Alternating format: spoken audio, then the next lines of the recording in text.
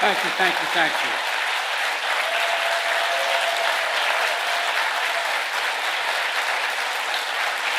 Thank you. Thank you, thank you. Please, thank you. Thank you, thank you, thank you. It's good to be back at the State Department. Tony, if I may start by saying this, you're one of the finest men I've ever known in any undertaking, for one important reason. You have.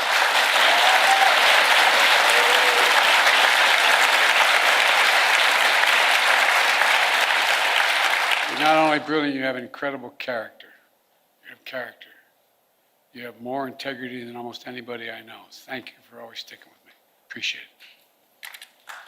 Folks, I'm grateful for his counsel and his friendship as well, but I also want to thank the members of my cabinet and the members of the Congress who are here today, and to all our diplomats, and development experts, service members, and intelligence professionals. Many of the achievements we're going to discuss today were the result of your hard work, and that's not hyperbole, it's true. Thank you, thank you, thank you, thank you for your extraordinary service. You know, I come here to the State Department to report on to the American people on the progress we've made in the last 4 years in our foreign policy and our presidency. I've said many times, we're at an inflection point. The post-Cold War period is over. A new era has begun. In these 4 years, we faced crises that we've been tested. We've come through those tests stronger, in my view, than we entered those tests. This is a fierce competition underway. The future of the global economy, technology, human values, and so much else. Right now, in my view, thanks to our administration, the United States is winning the worldwide competition. Compared to 4 years ago, America is stronger. Our alliances are stronger. Our adversaries and competitors are weaker. We have not gone to war to make these things happen. During my presidency, I've increased America's power at every dimension. We've increased our diplomatic power, creating more allies than the United States has ever had in the history of our nation. We've increased our military power, making the most significant investments in the defense industrial base in decades. We've increased the technology power, taking the lead in artificial intelligence and other technologies of the future. And we've increased the economic power, building the most dynamic economy in the world from the bottom up and the middle out, not the top down. In short, Kamala and I took office, our nation had become stronger at home, are stronger in the world. And now, America is more capable and, I would argue, better prepared than we've been in a long, long time. While our competitors and adversaries are facing stiff headwinds, we have the wind at our back because of all of you. This is what we're heading into. And over the next administration, that's what we're handing it to. Today, I want to lay out what we've done, the opportunities we've created for America, and those opportunities going forward. Today, I can report to the American people, our sources of national power are far stronger than we were when we took office. Our economy is booming, although there's more work to do. Our technologies, from artificial intelligence to biotech, quantum, and to advanced semiconductors, they're the envy of the world.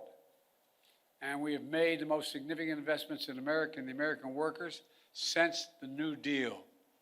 To rebuild our roads and bridges, our ports and airports, clean water systems, affordable high-speed internet, and so much more. To build American manufacturing, to make advanced semiconductors, which we invented here at home. We made the largest investment in climate and clean energy ever anywhere on Earth in the history of the world, spurring nearly $500 billion in private sector investment. We've also significantly strengthened the defense industrial base, investing almost $1.3 trillion in procurement and research and development. In real dollars, that's more than America did in any 4-year period during the Cold War. This is going to ensure that we're fully equipped to fight and win wars, which is also the best way to deter wars in the first place. Today, I can report to the American people Our alliances are stronger than they've been in decades. NATO is more capable than it's ever been, and many more of our allies are paying their fair share. Before I took office, 9 NATO allies were spending 2% of their GDP on defense. Now 23 are spending 2%. And look at the Indo-Pacific. We made partnerships stronger and created new partnerships to challenge China's aggressive behavior and to rebalance power in the region. We did it, what few thought was possible, to build the first ever trilateral partnership between the United States, Japan, and South Korea. Then another among the United States, Japan, and the Philippines, drawing closer our Pacific allies to defend our shared security and prosperity. We brokered a defense pact known as AUKUS among the United States, Australia, and the United Kingdom, connecting the Atlantic and Pacific allies as only America is able to do. And we've taken the Quad to the next level. The United States, Japan, Australia, and India. When we had that first meeting, I was dumbfounded when they all called and said, "Can we do this at your house?" I think I'm kidding. My wife said, "No problem." It was during the UN meeting, and we thought we were going to do it in New York, but they wanted to do it in Delaware. I said, "Why?" I said, "We can know, then people will know we're really friends." Our democracy, with vibrant economies, working closely, security, supply chains, technology, and so much more. In the Red Sea, we brought together more than 20 countries to protect civilian ships from attack by the Houthis, defending freedom of navigation in one of the world's busiest waterways.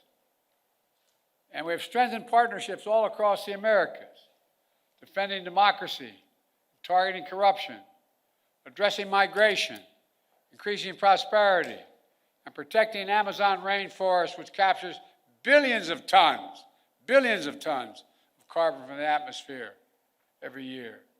Overall, we've reinvigorated people's faith in the United States as a true partner.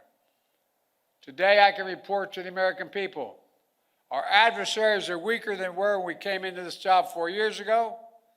Just consider Russia.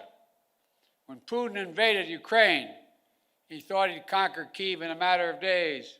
But the truth is, since that war began, I'm the only one that stood in the center of Kyiv, not him. Putin never has. Think about it.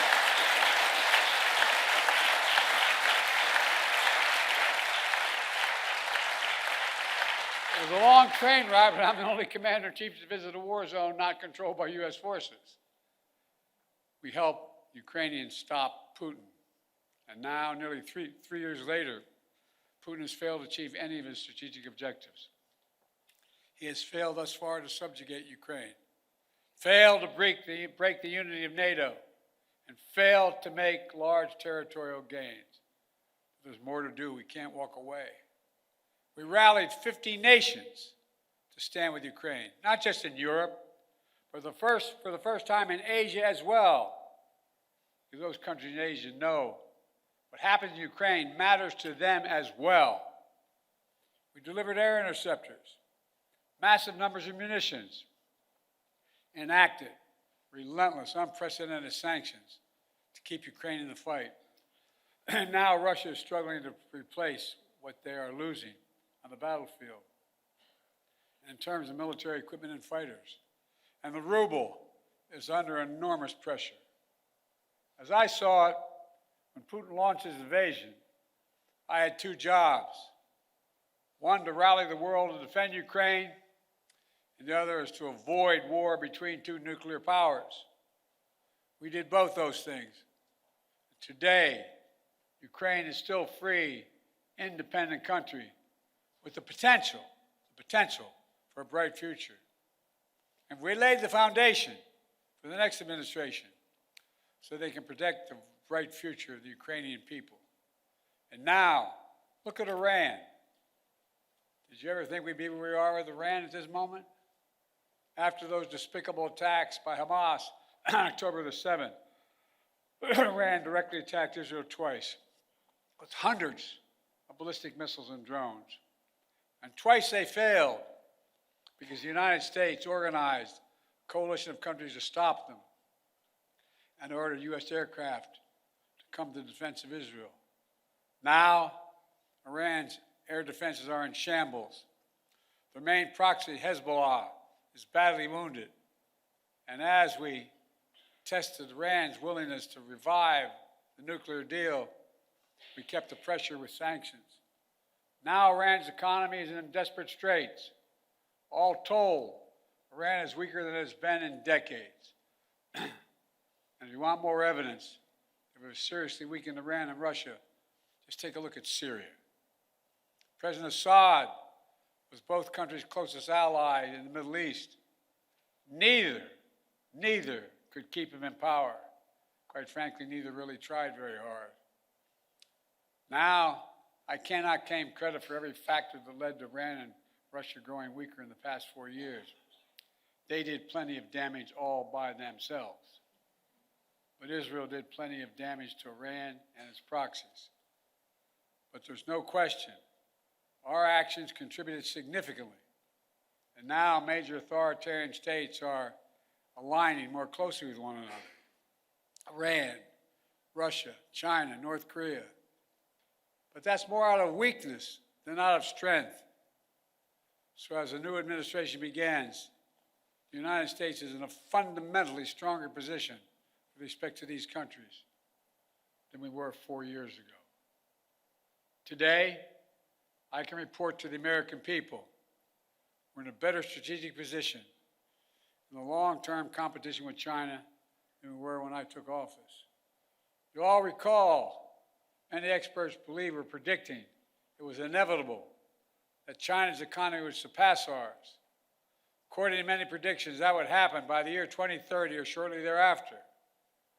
But we in this room said no. If we make the investments in ourselves, if we protect our workers and technologies, that will not happen. Now, according to the latest predictions, on China's current course, they will never surpass us, period. I met one-on-one with President Xi in consequential summits. He and I have always been direct and straightforward with each other. I made it clear we expect China and everyone to abide by the international rules. And so we stood up against unfair trade practices, taking action when China dumps subsidized goods, incredibly subsidized, on our markets to undercut our workers. We imposed target tariffs in critical sectors like cars, steel, and semiconductors, rather than across-the-board tariffs. We imposed historic export controls on investments, restrictions, to ensure that China cannot use the most advanced technology and sensitive data against us.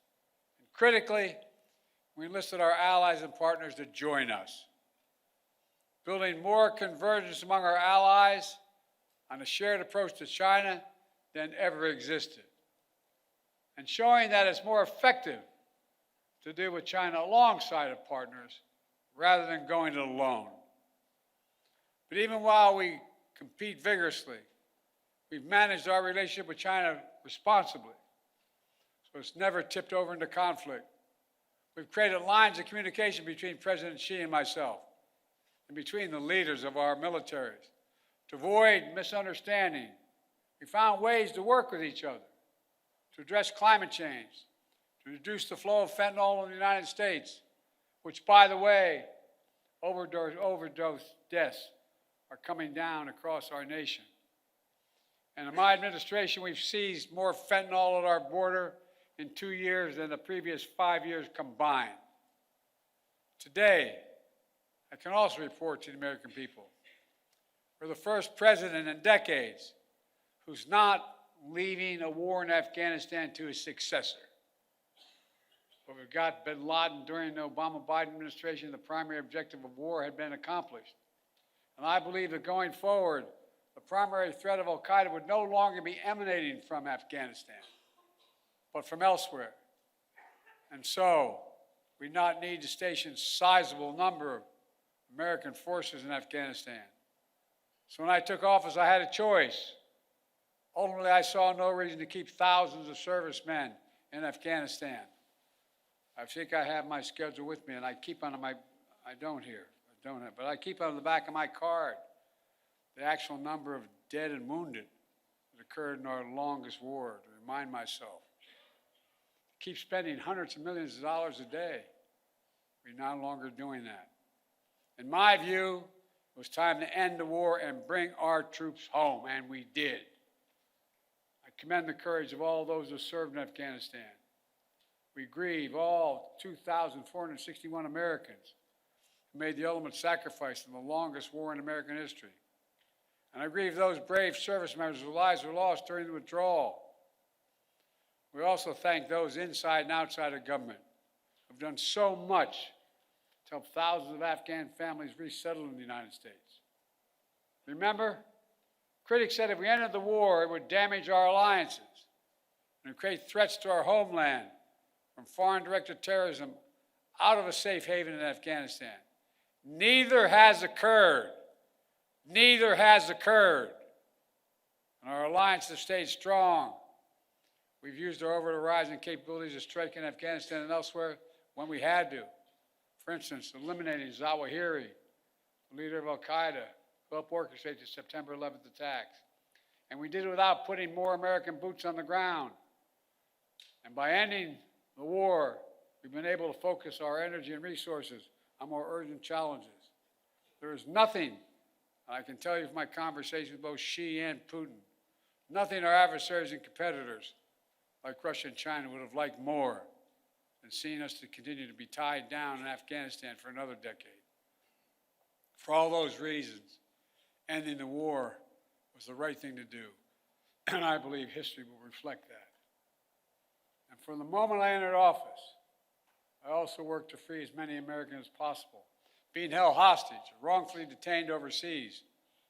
We brought home more than 75 Americans by last count. In some cases, it took months, even years of effort, like the prisoner swap with Russia over the past summer.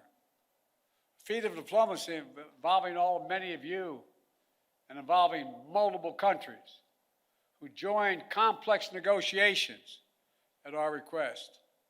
Another example of the power of our alliances. We did not have these relationships, those women and women would likely still be in prison.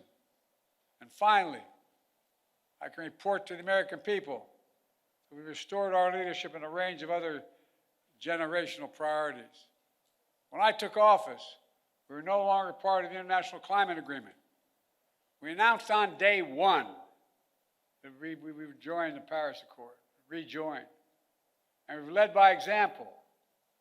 We've conserved hundreds of millions of acres of land and water, more than any president in American history, making investments in clean energy and convincing other nations to join us. Thanks to our efforts, the world has reached the goal of investing $100 billion every year in public and private funds to reduce greenhouse emissions, to drive down the cost of clean energy, to help developing nations adapt to climate change. Our administration has launched a transformative initiative to build high-impact infrastructure in developing nations. It's called PGI. You all know that better than anyone. This is our alternative to what China offers with its massive projects across Africa and beyond. But their approach features no workers' rights, no environmental protections, unmanageable debt, shoddy construction, all in exchange for military access to ports and other exploitative purposes. By contrast, we've leveraged $600 billion and unleashed the private sector to build an infrastructure in order to grow economies and combat climate change. As an example, I was recently in Angola to see a major project being built with the help of American public funding, which brought in even more private investment. We're building the first ever transcontinental railroad across Africa. It will significantly improve the economies of the region, will help farmers transport crops in new global markets, We'll transport critical minerals that are needed for electric vehicles and semiconductors. China used to control the supply chains and these materials, but not for long. Now make no mistake, there are serious challenges the United States must continue to deal with in Ukraine, in the Middle East, in the Indo-Pacific. Must keep the pressure on the Houthis, who are attacking ships in the Red Sea, launching missiles at Israel, and firing at American forces. Must deter North Korea as they rattle their saber and draw closer to Russia. And new challenges will certainly emerge in the months and years ahead. But even so, it's clear my administration is leaving the next administration with a very strong hand to play. And we're leaving them in America with more friends and stronger alliances, whose adversaries are weaker and under pressure. An America that once again is leading, uniting countries, setting the agenda, bringing others together behind our plans and visions. An America which is no longer at war, which has made historic investments in American workers, American energies, American factories, generating the strongest economy in the world, which is now in a much better position to win the future against any competitor. These wins are not partisan. They're American. They benefit all Americans and reflect America's endless capacity for leadership and reinvention. Look, folks, the United States should take full advantage of our diplomatic and geopolitical opportunities we've created to keep bringing countries together to deal with challenges posed by China, to make sure Putin's war ends in a just and lasting peace for Ukraine, and to capitalize on a new moment for a more stable, integrated Middle East. To do that, the next administration must make sure the fall of Assad does not lead to the resurgence of ISIS in Syria and across the region. It must carry forward the commitment that America will never allow Iran to acquire a nuclear weapon. And on the war between Israel and Hamas, we're on the brink of a proposal that I laid out in detail months ago, finally coming to fruition. I have learned in many years of public service to never, ever give up. So I spoke to Prime Minister of Israel yesterday. I spoke to Emir of Qatar today. I look forward to speaking with President Sisi soon. We're pressing hard to close this. The deal we have structured would free the hostages, halt the fighting, provide security to Israel, and allow us to significantly surge humanitarian assistance to the Palestinians who've suffered terribly in this war that Hamas started. They've been through hell. So many innocent people have been killed. So many communities have been destroyed. The Palestinian people deserve peace and the right to determine their own futures. Israel deserves peace and real security. And the hostages and their families deserve to be reunited. And so we're working urgently to close this deal. And as we deal with immediate challenges, in my view, we have to look to the future. I urge the next administration to carry forward two issues that have been central to my presidency and which shape the future, in my view. On artificial intelligence, we are in the lead, and we must stay in the lead. We must not offshore artificial intelligence, as we once did with computer chips and other critical technologies. AI has the power to reshape economies, governments, national security, entire societies. And it must be the United States and our closest allies that lead the way to ensure people's rights are respected, their safety is protected, and their data is secure. And likewise, clean energy transition will race ahead in the years to come. I know on some incoming administration, some in the incoming administration, are skeptical about the need for clean energy. They don't even believe climate change is real. I think they come from a different century. They're wrong. They are dead wrong. It's the single greatest existential threat to humanity. The clean energy transition is already happening. China is trying to dominate the clean energy, manufacturing, critical materials, supply chains. They want to capture the market of the future and create new dependencies. The United States must win that contest, and we will shape the global economy and the planet for decades to come. Let me close with this. Like many of you, I've dedicated a significant portion of my career to our nation's foreign policy.